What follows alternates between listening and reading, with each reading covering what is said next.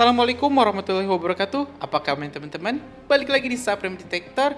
Sebuah kabar gembira datang dari Palestina, di mana pemerintah Zionis Israel mengumumkan menjamin keselamatan, keamanan seluruh kapal bantuan atau truk-truk bantuan yang masuk ke Gaza, Palestina.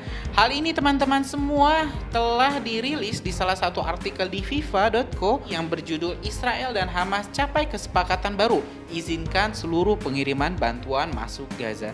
Nah, hal ini tentu menjadi angin segar, kabar baik untuk kita semua yang mungkin sempat was-was, sempat khawatir kapal rumah sakit Indonesia akan menghadapi ancaman bahaya dari tentara-tentara Zionis Israel. Walaupun kita tidak bisa 100% percaya terhadap janji-janji orang-orang Zionis, tapi setidaknya ini bisa menjadikan salah satu statement hukum yang akan memperkuat atau memperlancar jalannya pengiriman bantuan, jalannya misi kemanusiaan KRI Dr. Rajiman Widyodingrat 992. Nah teman-teman, diketahui KRI Rajiman, ini kapal rumah sakit Indonesia ini akan menjalankan misi selama 52 hari kurang lebih ya. Bisa lebih lama ataupun misalnya lebih cepat, tapi mudah-mudahan nanti di sana pengiriman bantuannya bisa lancar dan bisa kembali lagi ke Indonesia dengan selamat. Nah teman-teman, biar informasinya lebih lengkap lebih kredibel, kita bakal simak dulu bersama-sama ini isi artikelnya.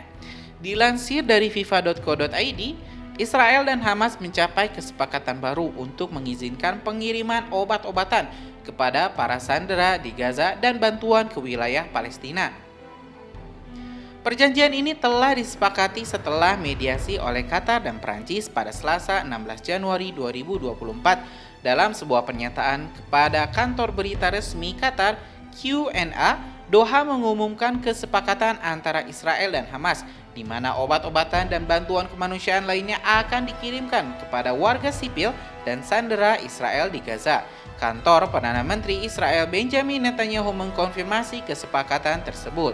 Obat-obatan tersebut akan diteruskan oleh perwakilan Qatar di jalur Gaza ke tujuan akhir mereka.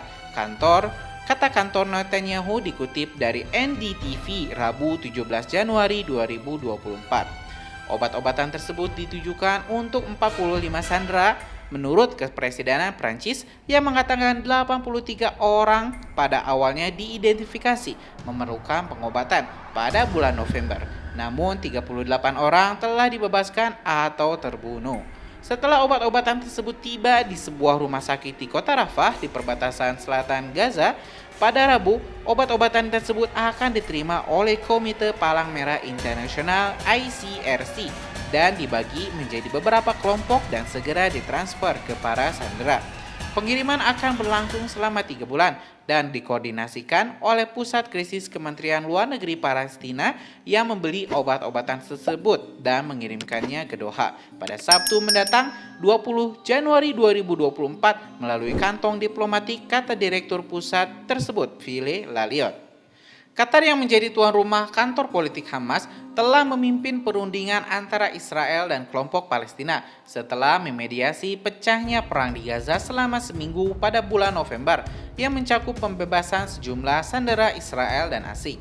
Konflik tersebut terjadi setelah serangan Hamas yang belum pernah terjadi sebelumnya pada 7 Oktober 2023 yang mengakibatkan 1.140 orang Israel dan 300 diantaranya gugur akibat serangan tentara Israel sendiri. Sebagian besar dari mereka adalah warga sipil menurut perhitungan resmi Israel.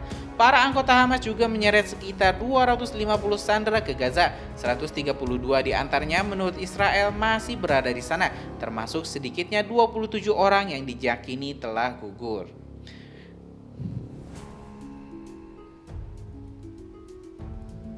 Ya, teman-teman, dari informasi ini kita rupanya mendapatkan satu kesimpulan. Kenapa Israel sangat tiba-tiba mengizinkan bantuan masuk?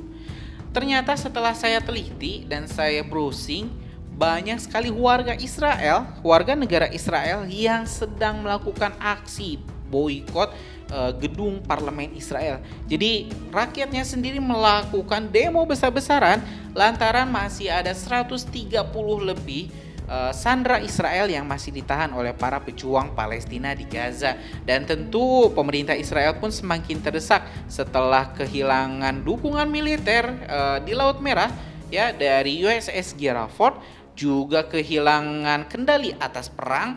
Israel pun terpaksa menyetujui masuknya berbagai bantuan ya, tidak hanya obat-obatan, bantuan makanan juga pasti dikirimkan karena sandera ini juga punya perut, juga harus diberikan makan.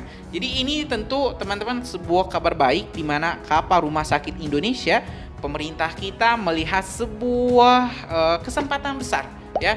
Ada kesempatan besar dilonggarkannya blokade Gaza ini. Nah, di saat diizinkan, kapal Rumah Sakit Indonesia pun langsung diberangkatkan. Jadi ini sebuah teknik diplomasi yang luar biasa ya.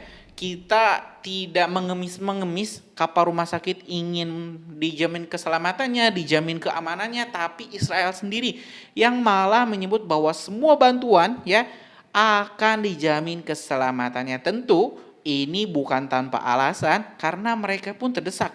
Ada di sini 34 yang dikabarkan perlu pertolongan medis segera. Kalau tidak ya mungkin mereka akan pindah server.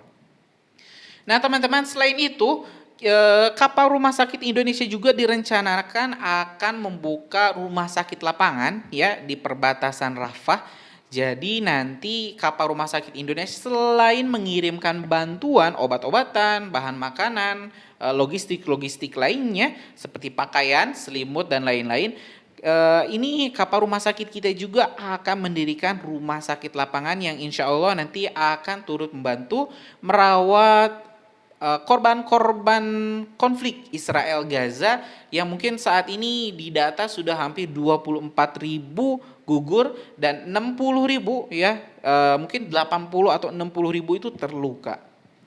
Nah mungkin itu saja teman-teman informasi kita hari ini ya. Kita balik lagi doakan di hari pertama pelayaran kapal Rumah Sakit Indonesia. Semoga Allah berikan keselamatan, semoga Allah berikan kelancaran dan bisa kembali berkumpul dengan kita semua bangsa Indonesia, khususnya keluarga-keluarganya. Oke, itu saja teman-teman, kita tentu bakal lanjut lagi di video selanjutnya. Assalamualaikum warahmatullahi wabarakatuh.